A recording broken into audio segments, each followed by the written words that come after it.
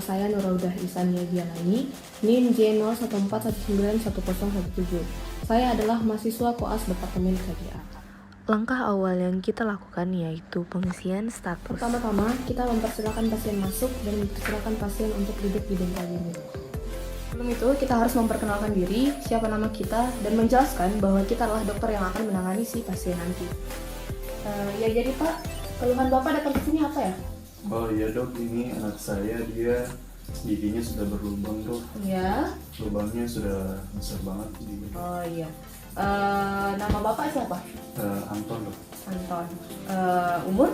Umur 40 tahun dok. Nama adik siapa? Adik Joni dok. Joni. Umur adik berapa? 10 tahun dok. Ya, 10 tahun. Terus pekerjaan Bapak apa ya? Sehari-hari wira swasta sih. Wira swasta. Adik sekolah ya? Iya, SD. sekolah. Kelas? Kelas 4 SD dok. 4 SD ya. Bapak tinggal di mana? Di Semarang dok. Semarang. Tinggal sama adik? Adik di boarding school. Oh, boarding school. Sekolah asrama. Oh iya. Pernah sakit? Pernah dok, sudah sebulan yang lalu. Oh, sudah sebulan yang lalu ya. Iya. Jadi selama sebulan ini pernah sakit lagi? Selama sebulan ini ke belakang sudah jarang, tapi waktu sebulan yang lalu itu benar-benar sakit parah dok. Oh ya, sekarang masih terasa sakit? Sudah enggak. Sudah tidak. Oke. Terus apakah ada kalau makan atau mengunyah sakit? Sakitnya di kira-kira 3 minggu yang lalu gitu dok, udah mau sebulan yang lalu. Tapi pas beberapa minggu terakhir ini udah biasa aja. Oke. Terus adik pernah ke dokter gigi sebelumnya? Adik belum ada ya? Oh belum ya. Oke. Terus adik punya alergi? Adik Berat alergi? enggak punya dok. Kalau makan atau minum obat? Makan obat belum juga. Belum Nggak ada. bisa. Oh ya nggak ada ya. Terus adik kalau sikat gigi itu sehari berapa kali? Dia jarang sikat gigi tuh, cuman disuruh 2 kali, dia cuman kayak main game gitu, cari sekali doang kayak Gitu ya. Iya. Terus konsumsi apa? Permen, Oh, makanan iya. mengandung gula ya? Iya, dia di asrama tuh suka makan permen gitu. Terima kasih. Setelah kita melakukan pemeriksaan subjektif, selanjutnya kita melakukan pemeriksaan objektif, yaitu berupa pemeriksaan ekstraoral dan intraoral. Namun sebelum itu kita harus menggunakan masker dan handscoon.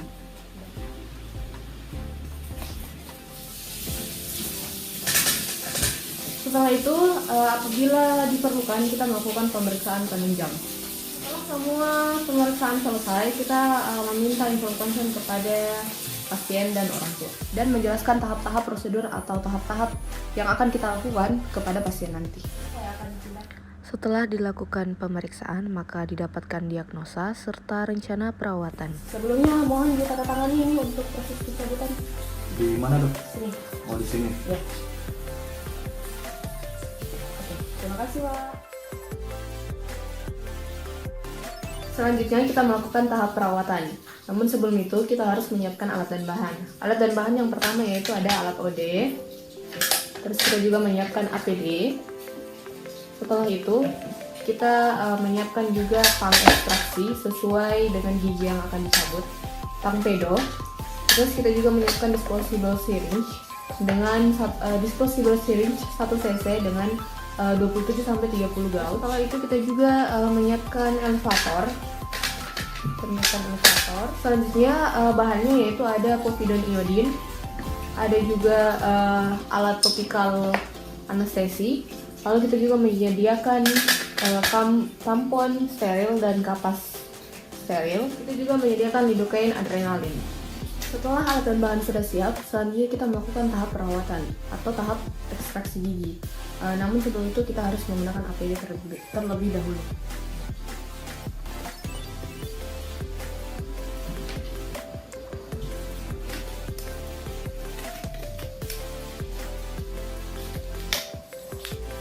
Setelah itu kita mengatur posisi duduk pasien.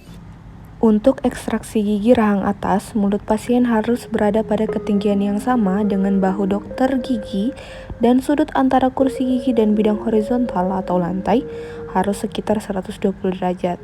Selain itu, permukaan oklusal gigi rahang atas harus berada pada sudut 45 derajat dibandingkan dengan horizontal saat mulut terbuka. Sedangkan untuk rahang bawah, kursi diposisikan lebih rendah sehingga sudut yang dihasilkan antara dental chair dan bidang horizontal sekitar 110 derajat. Selain itu, permukaan oklusal gigi rahang bawah harus sejajar dengan bidang horizontal ketika mulut pasien terbuka. Sedangkan untuk posisi operator ketika ingin mencabut gigi rahang atas, maka operator berada di depan kanan pasien atau arah jam 8. Ketika ingin mencabut gigi rahang bawah posterior kanan, maka operator berada di belakang kanan pasien atau arah jam 10.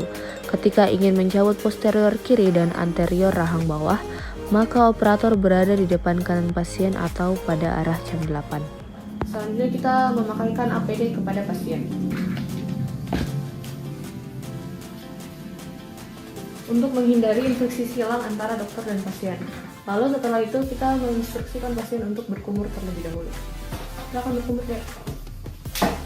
Selanjutnya kita melakukan isolasi pada daerah kerja. Lalu kita melakukan desinfeksi pada daerah kerja menggunakan povidon iodin dan kapas yang steril.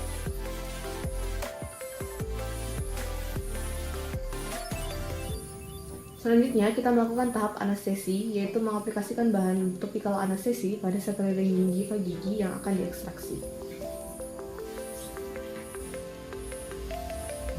Lalu kita tunggu beberapa detik, lalu kita pengecekan pada sekeliling gingiva tadi apakah bahan anestesi topikal tadi sudah berpengaruh atau tidak. Dengan cara mengecek atau mencuci bagian gingiva dan menanyakan kepada pasien apakah pasien sudah tidak merasakan sakit. Sakit dek? Iya. Selanjutnya kita melakukan anestesi infiltrasi dengan disposable syringe dan lidocaine. Lalu kita menginsersikan bevel pada muka buccal dengan bevel menghadap tulang pada bagian muka buccal dan pada bagian lingual. Lalu kita aspirasi terlebih dahulu. Kita aspirasi, lalu kita deposit pada buku kita deposit sebanyak 1 cc dan pada bagian lingual kita deposit sebanyak 0,5.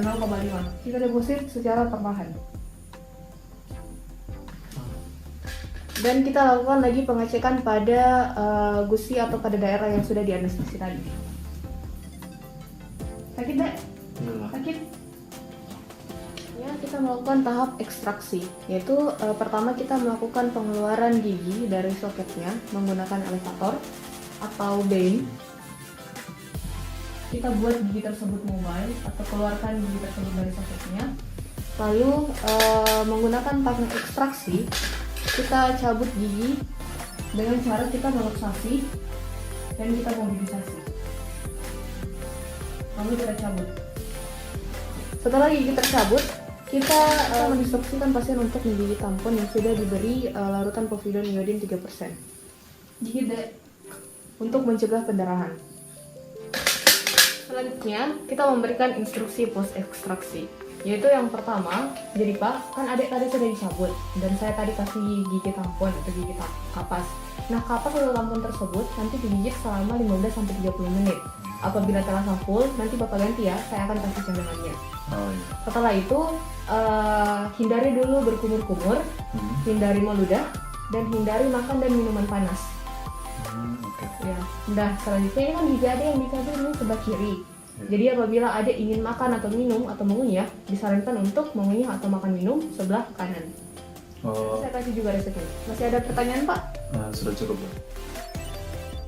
Pada kunjungan selanjutnya, kita melakukan pulpotomi vital pada gigi 54 dan 55 yang mengalami karies yang meluas hingga pulpa. Pertama-tama, kita lakukan anestesi intraoseus pada pasien. Hal ini bertujuan untuk mengurangi rasa sakit ketika dilakukan perawatan pulpotomi.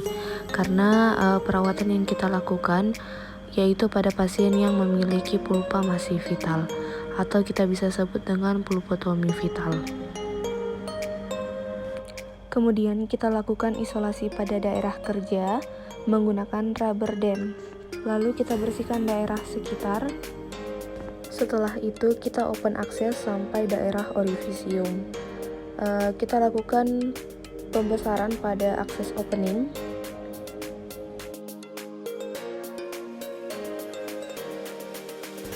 Pastikan jaringan karies semuanya telah dibersihkan. Dan kita periksa apakah ada bleeding atau pulpa masih hidup. Kemudian kita atau lakukan tidak. akses cavity atau pembukaan kamar pulpa dan pastikan tidak menyentuh dasar bifurkasi. Dilanjutkan dengan pengeluaran pulpa pada bagian koronari. Menggunakan round bore yang kecil dengan bantuan cahaya pada handpiece. Selanjutnya yaitu tahap hemostatis atau kita lakukan irigasi dengan larutan Aquades dan NaOCl. Cotton pellet diletakkan pada daerah kavitas untuk menghentikan pendarahan. Kemudian gunakan formokresol. Pada saat ini kita gunakan gel MTA diaduk hingga homogen. Kemudian kita lakukan pengecekan kembali terlebih dahulu apakah masih terdapat bleeding atau tidak. Kemudian formokresol tersebut diletakkan pada cotton pellet, kemudian diperas ke kavitas, dan uap formokresol ini yang akan dibutuhkan untuk medikamen pada pap chamber.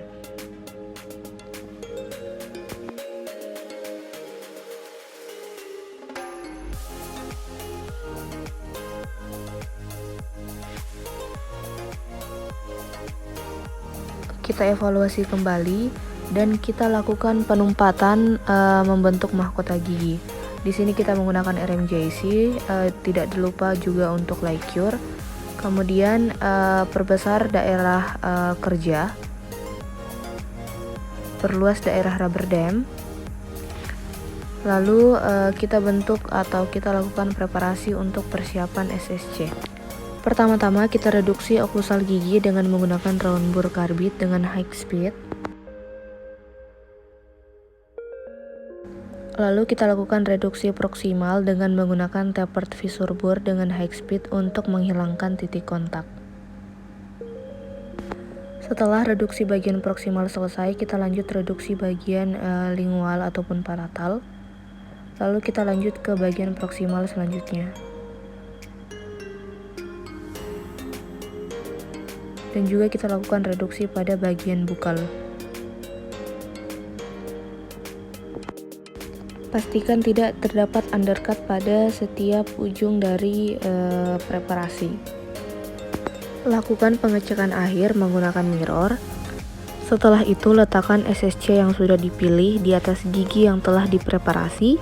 Tekan SSC ke arah gingiva. Bila terlalu tinggi atau rendah, maka oklusi tidak baik. Bila terlalu besar atau kecil, SSC tidak dapat memasuki sulcus gingiva. Periksa apakah tepi SSC pada daerah aproksimal sudah baik. Tentukan kelebihan SSC, kemudian buang dengan stone bore atau potong dengan gunting. SSC coba lagi dan diperhatikan. Oklusi gigi geligi. Jika gingiva terlihat pucat, berarti SSC masih kepanjangan dan perlu pemotongan bagian cervicalnya. Jika masih terdapat undercut pada gigi, maka gigi masih perlu untuk dilakukan preparasi. Gigi dikeringkan dan diisolasi dengan gulungan kapas. Saliva ejector dipasang agar gigi tetap kering dan bebas dari saliva.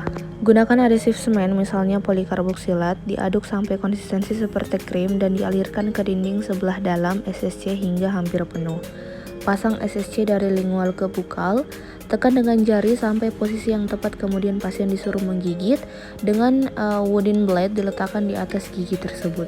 Pasien diinstruksikan untuk menggigit cotton roll agar proses pumping pada bahan adhesif itu lebih baik.